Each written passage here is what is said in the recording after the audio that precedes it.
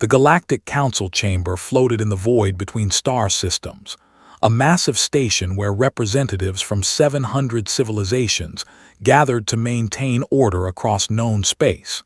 Today, the chamber buzzed with an unusual tension. Elsa Chen sat motionless in the human delegation's pod, her bionic fingers drumming a silent rhythm against the armrest. The cybernetic enhancements running along her spine glowed faintly beneath her skin, a reminder of humanity's tendency to merge with their technology rather than simply use it. Beside her, Ambassador Verk remained equally still, his dark eyes scanning the room with the calculating precision of a chess grandmaster.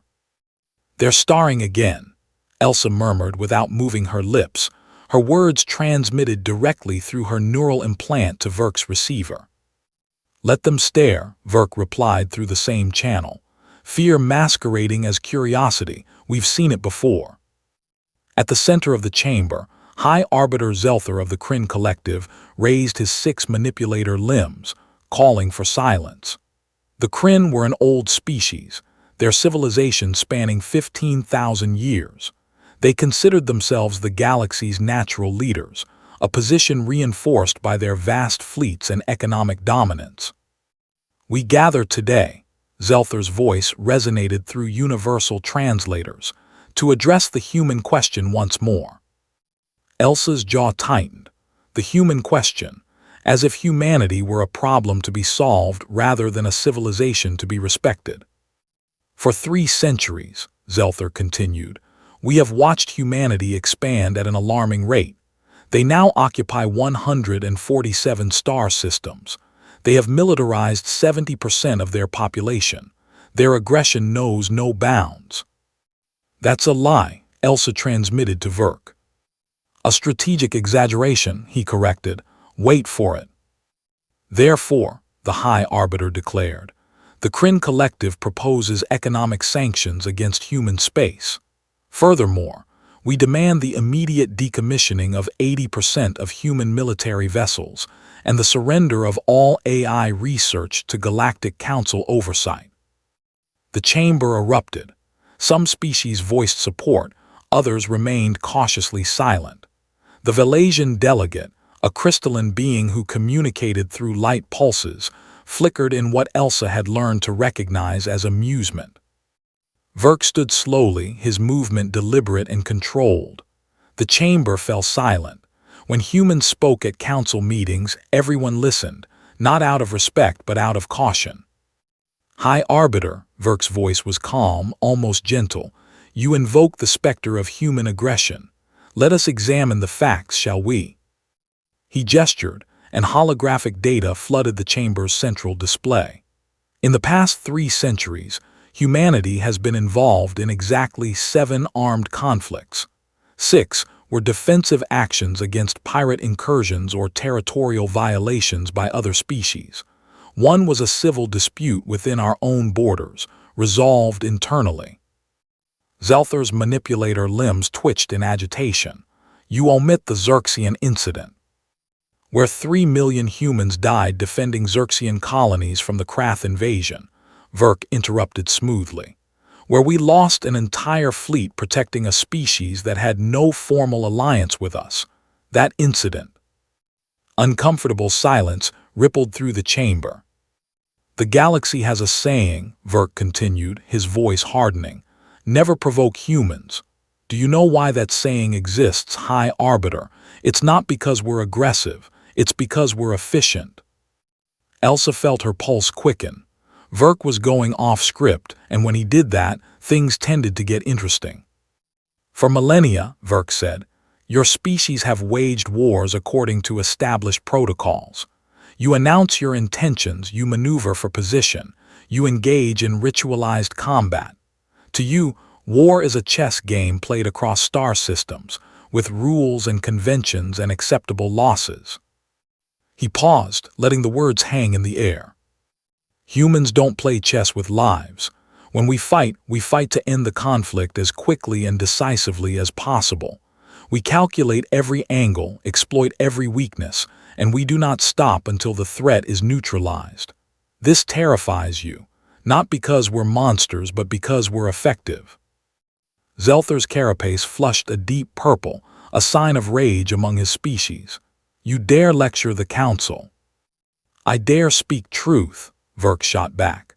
You want to sanction us because we make you uncomfortable, because we don't fit into your established hierarchies, because we advance from nuclear fission to quantum drives in less time than it takes your species to elect a new arbiter. Your arrogance will be your undoing, Zelther roared. Elsa saw the shift before anyone else. Her combat implants detected the minute changes in life signs, the subtle positioning of Kryn's security forces around the chamber. She transmitted a single word to Verk: trap. But Verk had already seen it. He always did. High Arbiter, he said softly, dangerously, are you about to do something extraordinarily foolish? The chamber's blast doors sealed with a hydraulic hiss. Energy barriers shimmered into existence around the human delegation pod. Kryn warriors emerged from concealed positions, weapons trained on Elsa and Verk. The council has voted, Zelther announced, his voice trembling with emotion. In absentia during your transit here, humanity is deemed a threat to galactic stability. You will be detained, your homeworld will be blockaded, and your species will be brought to heel. Elsa's combat systems activated automatically, her enhanced reflexes calculating firing solutions for every hostile in the room. But Verk placed a hand on her shoulder, and she forced herself to stillness. You just made, Verk said quietly, the single greatest mistake in your civilization's 15,000-year history. Zelther laughed, a chittering sound that echoed through the translators. You are two individuals surrounded by 300 warriors. Your nearest fleet is 4 light-years away. What can you possibly? He never finished the sentence. Elsa moved. Her cybernetic enhancements pushed her far beyond baseline human capability, and she had been baseline human for less than a decade. The energy barrier around their pod collapsed as she transmitted an override code, a backdoor she'd planted in the station's systems during their arrival, because humans always had contingencies. The first 3 Kryn warriors fell before their neural clusters could process her movement. Verk wasn't combat-enhanced like Elsa, but he didn't need to be. From his diplomat's robes, he produced a quantum entanglement communicator, technology the Council had banned but couldn't detect. Authorization Verk Alpha 7, he said calmly into the device. Execute contingency Omega. 4 light-years away, the 3rd human fleet received the signal. They had been waiting in stealth configuration, their quantum drives primed, their AI tactical systems running continuous scenario modeling. The fleet consisted of 47 vessels, each one a masterpiece of human engineering, fast, lethal, and crewed by individuals who understood that their species' survival often depended on being just a little bit more ruthless than everyone else expected. Admiral Takshi gave the order, and the fleet jumped. Back in the council chamber, Elsa had disabled or neutralized 27 hostiles in 43 seconds. The remaining warriors had retreated, their confidence shattered by the violence of her response. She stood amidst the debris, her bionic hand gripping a captured plasma rifle, her breathing steady despite the carnage. You were warned, Verk said to Zelther, who had collapsed into his delegation pod, his manipulator limbs trembling. The entire galaxy warns itself. Never provoke humans, but you thought you were clever. You thought you could contain us, control us, diminish us. The chamber shook. Outside the viewports, space tore open as 47 human warships emerged from quantum transit, their weapons already locked on the station's critical systems. Here's what happens now, Verk continued, his voice carrying the weight of absolute certainty. You will rescind your vote.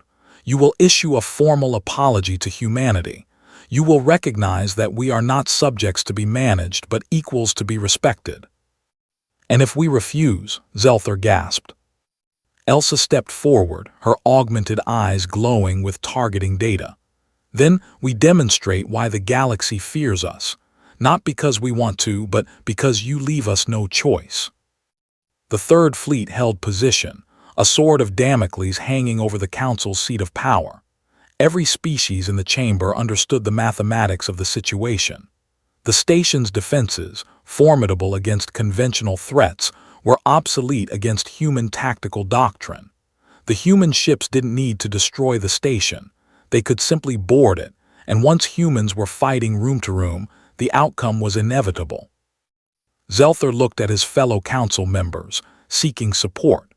He found only fear and the dawning realization that they had grossly miscalculated. "The vote," he said finally, his voice hollow, "is rescinded." Verk nodded once. "Wise decision, High Arbiter. Perhaps now the Council will remember why that old saying exists. We are not your enemies. We never wanted to be, but we will not be your victims either." As the human delegation departed, Elsa transmitted a final message to the Council's network, a reminder that would echo through their databases for generations. Humans are not the monsters of the galaxy. We're just the ones who fight like we mean it. Remember that before you provoke us again. The Third Fleet escorted them home, and the galaxy learned its lesson. Again.